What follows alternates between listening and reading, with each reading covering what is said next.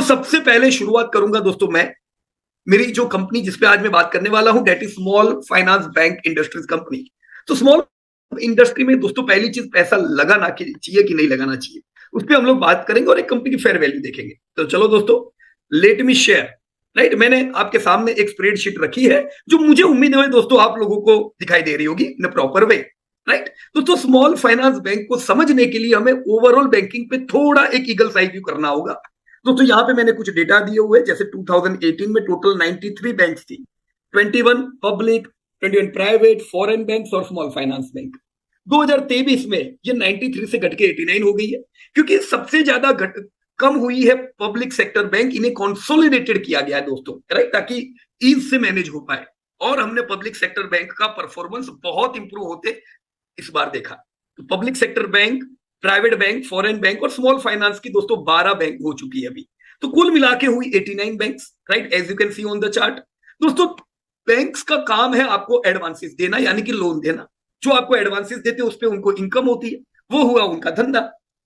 तो बैंक्स के डेटा देखे तो हमें एडवांसेस देखने चाहिए। 2018 का डेटा आपके सामने, तो पूरा सारी ये जितनी भी बैंक्स है, 93 बैंक्स इन 2018 कंबाइंड करें तो ये सब लोग मिलके 87.5 लाख करोड़ का एडवांसेस देते थे।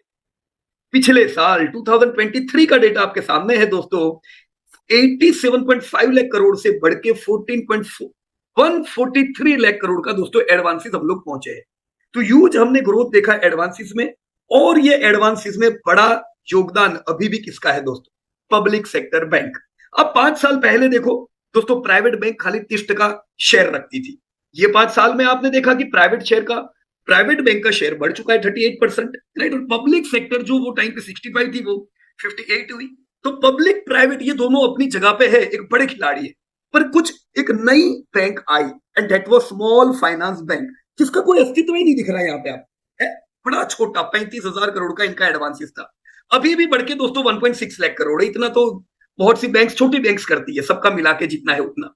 तो एक छोटे खिलाड़ी है, लेकिन दोस्तों ग्रोथ इनका तगड़ा है। वो इसलिए है कि भारत में फाइनेंशियल इंक्लूजन था नहीं दोस्तों, बहुत बुरा हाल था फाइनेंशियल इंक्लूजन का। तो आरबीआई ने सोचा दोस्तों कि अगर हम ऐसे ही चलते गए तो फाइनेंशियल इंक्लूजन नहीं कर पाएंगे, वो दूर के व्यक्ति तक, जो गांव में रहता है, उन तक बैंकिंग नहीं पहुंचा पाएंगे। स्मॉल फाइनेंस बैंक का सपोर्ट लिया गया, लाइसेंसेस दिए गए दोस्तों। स्मॉल फाइनेंस बैंक के लाइसेंस जब घोषणा किए दोस्तों, तब वो कंपनियां आई जो पहले से रूरल में माइक्रो फाइनेंस में काम करती थी।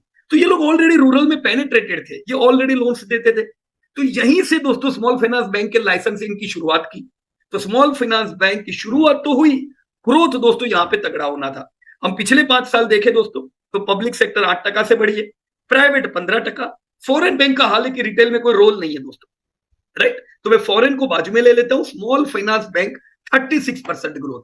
तो एक चीज तय है दोस्तों, स्मॉल फाइनेंस बैंक उधर काम करती है जिधर काम होना चाहिए, तो वहां पे ग्रोथ तगड़ा है। जहां पे 36% ग्रोथ, तो अब 5 साल का, पर नेक्स्ट डिकेड में भी हम 25% का ग्रोथ उम्मीद कर सकते हैं। तो यस, हमें ग्रोथ तो यहां से बढ़िया मिलेगा। पर जितनी भी स्मॉल फाइनेंस बैंक है, जैसे मैंने यहाँ पे नीचे दिए हुए नाम दोस्तों, ये ज्यादातर, मैंने कौन सी बैंक बताई, ये कोई ना कोई माइक्रो फाइनेंस थी और ये कन्वर्ट हुई। तो माइक्रो फाइनेंस की कंपनी दोस्तों रीजनल थी, राइट। जैसे उज्जीवन आप देख सकते हो, बेंगलोर हेडक्वार्टर, ये साउथ के एरिया में फैली हुई। Equitas from south, AU west में और नॉर्थ में, right. Capital small from Jalandhar, extreme north. तो अलग अलग जगह आप देखोगे दोस्तों, जो बैंक है उनका एक रीजन है। तो जब रीजन में ये लोग काम करते हैं, वहां पे रिस्क भी रहता है दोस्तों। अगर कंपनी पूरे भारत में फैली हुई हो तो रिस्क कम रहता है, रीजनल रिस्क। तो इसीलिए हम बहुत बड़ा पैसा नहीं डाल सकते यहाँ पे। अगर हम प्राइवेट बैंक में पैसा डालते, गवर्नमेंट में डालते, स्मॉल फाइनेंस बैंक में भी हम 1% पैसा वेटेज दे सकते हैं। क्यों दे सकते? ग्रोथ को ध्यान में रखते, पर रिस्क भी समझना होगा, राइट। तो ये सारे लाइसेंसेस मैंने यहाँ पे बैंक्स की बात की दोस्तों, सब लिस्टेड नहीं है। लिस्टेड इतनी है जो मैंने नीचे दी हुई है। अब देख सकते हो दोस्तों, लिस्टेड वर्ल्ड अगर हम देखें तो 83 करोड़ का मार्केट कैप करता है। लीडर कौन है? AU bank. एयू 50% में, उसको फॉलो करता है इक्विटास एंड उज्जीवन, बाकी सब दूर दूर तक नहीं है। तो ध्यान रखना चाहिए इन तीनों पे, उसमें खास करके एयू पे ज्यादा। Debt is leader. देखो सबकी शुरुआत साथ में हुई। अब मैंने यहाँ पे डेट के साथ लिखा हुआ है, ऑलमोस्ट सब साथ में शुरू हुए। क्यों कोई बड़ा हो गया, क्यों कोई छोटा हो गया दोस्तों? Their marketing plan, their business type, right. तो अभी तो इनको ज्यादा टाइम हुआ ही नहीं है, ये 5-6 साल हुए। अभी से हमको समझ जाना चाहिए कि कौन कितना आगे बढ़ेगा।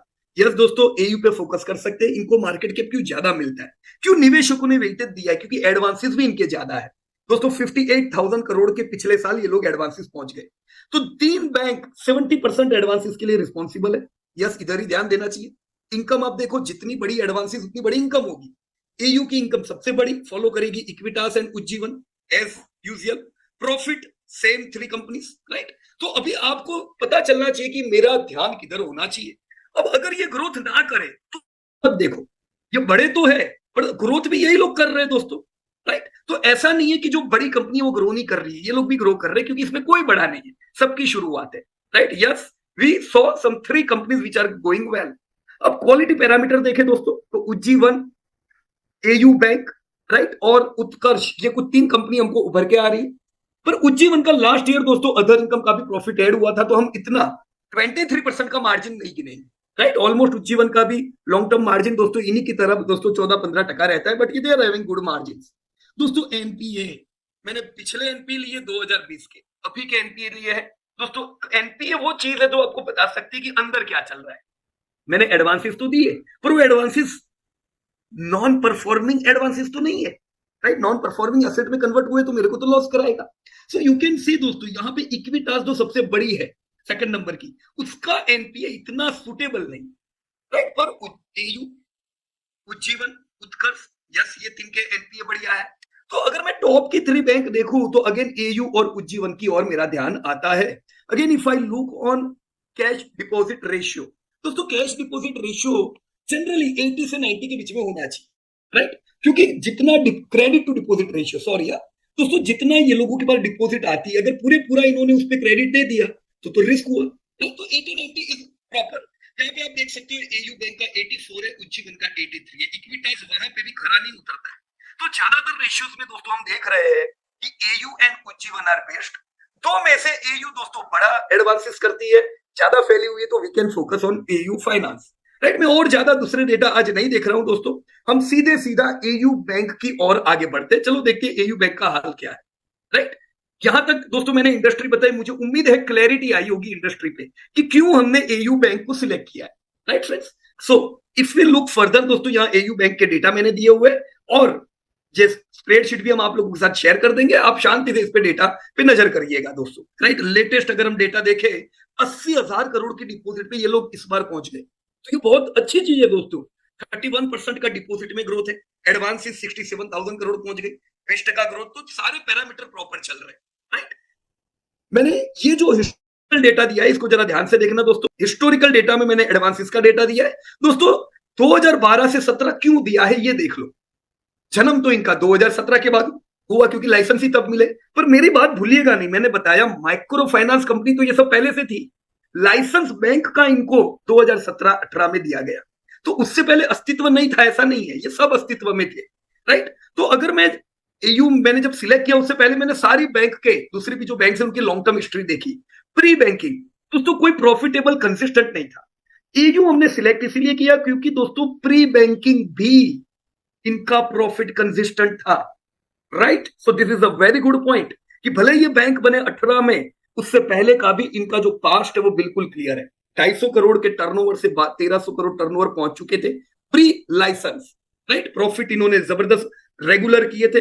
लाइसेंस मिलने के बाद दोस्तों आप देखो 13,000 का एडवांसेस 2018 का 58,000 करोड़ हो गया पिछले साल तक। धंधे बढ़े, प्रॉफिट बढ़े। लेट मी टेल यू दोस्तों, जितनी भी स्मॉल फाइनेंस बैंक है, आपको ये कंसिस्टेंसी नहीं मिलेगी, क्योंकि कोविड में ज्यादातर बैंक्स ने लॉस किया, स्मॉल फाइनेंस बैंक ने। मैं बता रहा हूं वापस, रीजनल होते हैं, रिस्क रहता है। अब जैसे इलेक्शन का टाइम है, तो इलेक्शन में फिर उगराणी भी बहुत नहीं कर सकते, इनको पता रहता है ये सब, राइट। ये इन्होंने कंसिस्टेंट प्रॉफिट किए, good point, alright. Margin you can सी दोस्तों कंसिस्टेंट 14-15% के मार्जिन है। एनपीए एकदम बुरे टाइम में 2021 के एनपीए देखो 4% पहुंच गए थे, तो हमको समझ में आया बुरे टाइम में एनपीए किधर जाता है, 4% जाता है, राइट। सो ये भी ध्यान में रखो, ऑलराइट। प्राइस दोस्तों आईपीओ के समय से हम ये नहीं कह सकते अभी तक इन्होंने बहुत कमा के दिया है, नहीं दिया है भाई। आईपीओ के टाइम से कौन सी स्मॉल फाइनेंस बैंक ने कमा के दिया है, सब करेक्शन में है। क्योंकि पिछले साल जो 5 अगर हम देखें तो ये वैसे भी फेवरेबल नहीं थे बैंकिंग के, राइट। कोविड आया, कोविड के बाद लो क्रेडिट ग्रोथ आया, उसके बाद अभी इंटरेस्ट रेट भाई है कि इनको फंडिंग महंगा मिलता है। मैंने ऊपर उसका भी डेटा दिया हुआ है, फंडिंग का सोर्स ऑफ फंड। देखो, इनको कॉस्ट ऑफ फंड जो पिछले साल 6% होता था दोस्तों, 90 पैसा से इनको भी महंगा मिलता है। तो इनके नेट इंटरेस्ट मार्जिन भी डिक्रीज हो गए, राइट। तो ये समय फेवरेबल नहीं है बैंक्स के लिए, राइट। तो पास्ट हमने देखा 30-35% का ग्रोथ किया, चलो ऑल इज वेल। अभी क्या चल रहा है? मैं उम्मीद तो लॉन्ग टर्म करता हूं दोस्तों, 25% का ग्रोथ मुझे 2030 का ये जो दशक में मिलने वाला है, तो ग्रोथ शानदार, right. Long term it's very good. पर मैं अभी क्या उम्मीद करूं दोस्तों? अभी करंट सिनेरियो दोस्तों, पिछले साल का धंधा अच्छा था, प्रॉफिट अच्छा था, ऑल वॉज वेल। दोस्तों ये साल की जो शुरुआत हुई, हमने पहले बताया दोस्तों, source of fund quarter on quarter बढ़ता चला गया, क्योंकि आरबीआई ने ब्याज दर बढ़ाते गए।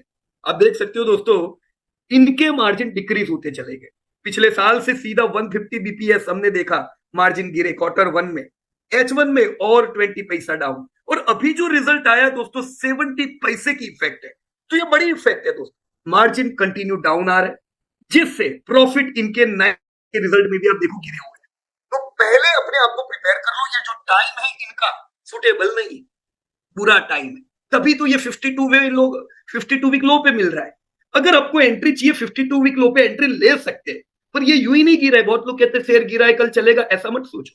गिरा है तो कारण है, मार यूं ही नहीं पड़ी है, राइट। एनपीए बड़े है, ध्यान रखो, मार्जिन गिरे है, right. So all aspects are not आपकी तरफ नहीं है ये, राइट। अब नीचे मैंने रिजल्ट भी दिए हुए प्रॉपर 9 मंथ के पूरे, अगर आपको समझने हो तो। मैंने यहाँ वैसे शॉर्ट में आपको समझा ही दिया है, राइट। क्यों हुआ वो भी मैंने बता दिया दोस्तों। कॉस्ट ऑफ फंड महंगी हुई, आप देखो इनका 50% खर्चा मेजर कॉस्ट मैंने दिया हुआ इधर, वो दोस्तों इंटरेस्ट का है, वो ही इनका बढ़ेगा तो इनका प्रॉफिट नहीं होगा। तो हम इन पे पॉजिटिव कब रख सकते हैं? इंटरेस्ट रेट डाउन होंगे, इनके लिए फेवरेबल टाइम आएगा। मैं उम्मीद क्या रख रहा हूं दोस्तों, अभी इस साल 32% से धंधे बढ़ेंगे, प्रॉफिट दोस्तों 12% से बढ़ेगा, राइट। तो प्रॉफिट नहीं बढ़ेंगे, तैयार रहो, राइट। सो यस, आपका शेयर करेक्शन में रहेगा। कब तक? जब तक इंटरेस्ट रेट हाई है, जब तक इनके प्रॉफिट नहीं बढ़ेंगे। पर लॉन्ग टर्म के लिए ऐसी कंपनी लेनी है, जरूर ले सकते हैं। मैंने यहाँ पे चार्ट दिया हुआ है दोस्तों। 550 मैंने क्यों लिखा है वो भी बता दो। ईयरली लो है ये, 50 मेमा तो है ही, पर ईयरली लो है दोस्तों। पिछले साल के लो के करीब आएगा। क्यों? क्योंकि समय फेवरेबल नहीं है। तो 550 पे ऐड कर सकते हैं। एक क्वांटिटी लो, बहुत बड़ी क्वांटिटी नहीं ले लो, ताकि गिरे तो आपके पास जगह हो दूसरा लेने का। पर दोस्तों ये जगह पे लेने चाहिए। क्यों? मैं लॉन्ग टर्म सोच रहा हूं, तो एक अच्छा समय है दोस्तों। ऑलरेडी टूटा हुआ है तो मैं ऐड क्यों ना करूं, कोई कारण ही नहीं है, राइट। लॉन्ग टर्म में यस दोस्तों, मैं इस कंपनी से जरूर उम्मीद करूंगा दोस्तों। मैं इनको 5 लाख करोड़ के एडवांसेस पे पहुंचता हुआ देखूंगा आने वाले 12 सालों में। गॉट इट दोस्तों। करीबन 46,000 करोड़ का टर्नओवर 2030 तक, 7,000 करोड़ का प्रॉफिट, और हम इसमें मल्टी ईयर रैली देखेंगे, उसमें कोई दो राय नहीं है। मुझे कंसिस्टेंट प्रॉफिटेबिलिटी मिलेगी। पर ये टाइम है, कौन सा टाइम? Challenging time. ऐसे समय पे ऐड करो, एसआईपी करो। मत पूछो, मत बोलो कब चलेगा, कोई नहीं चल रही है बैंक, कोई फाइनेंस कंपनी नहीं चल रही। आपकी बजाज फाइनेंस चल रही है क्या? हाँ? सबका टाइम ऐसा है, तो सबका समय एसआईपी का है।